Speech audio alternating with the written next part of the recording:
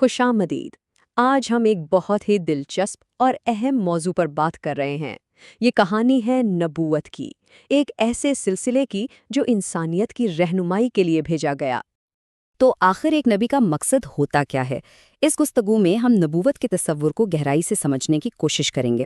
ہم دیکھیں گے کہ کیسے مختلف پیغمبروں کو ایک ہی بار بار دہرائے جانے والے پیغام کے ساتھ بھیجا گیا۔ تو چلیے اس سفر کا آغاز کرتے ہیں۔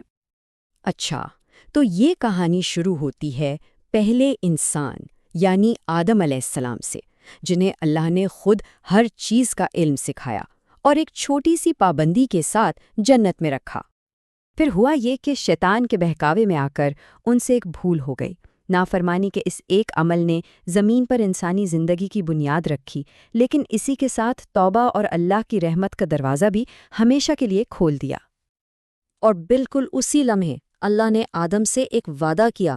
وعدہ یہ تھا کہ انسانیت کو کبھی اکیلا نہیں چھوڑا جائے گا، بلکہ نبیوں کے ایک سلسلے کے ذریعے مسلسل رہنمائی بھیجی جائے گی۔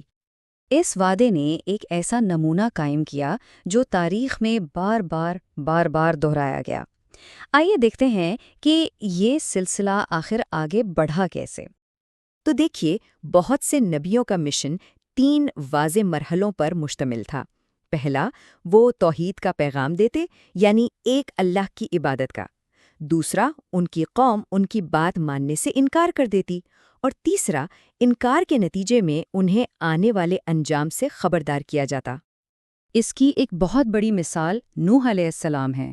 سوچئے ذرا، 950 سال تک وہ انتھک اپنی قوم کو ایک خدا کی طرف بلاتے رہیں، لیکن جواب میں انہیں صرف مذاق اور تضحیک کا سامنا کرنا پڑا، یہاں تک کہ ایک تباہ کن سیلاب آ گیا۔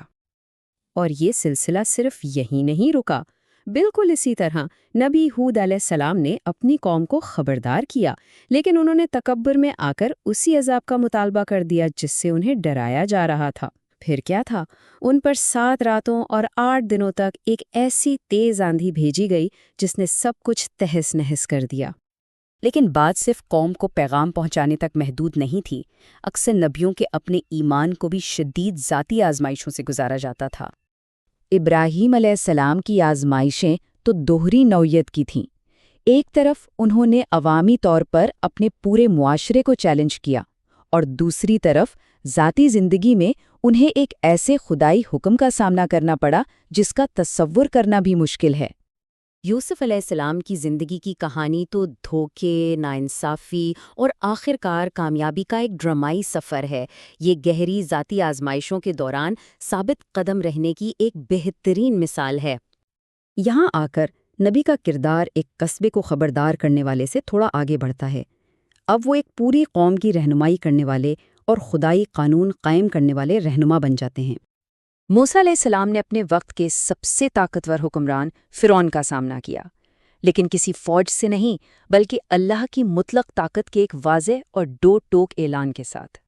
ان کے اس مشن کو کئی ناقابل یقین معجزات سے تقویت ملی، جس کا نتیجہ یہ نکلا کہ ان کی قوم یعنی بنی اسرائیل کو مصر کی غلامی سے آزادی نصیب ہوئی۔ تاہم جب بنی اسرائیل نے خوف کی وجہ سے اللہ کے ایک حکم کو ماننے سے انکار کر دیا تو انہیں 40 سال تک صحرا میں بھٹکنے کی سزا دی گئی۔ یہ نافرمانی کا ایک واضح نتیجہ تھا۔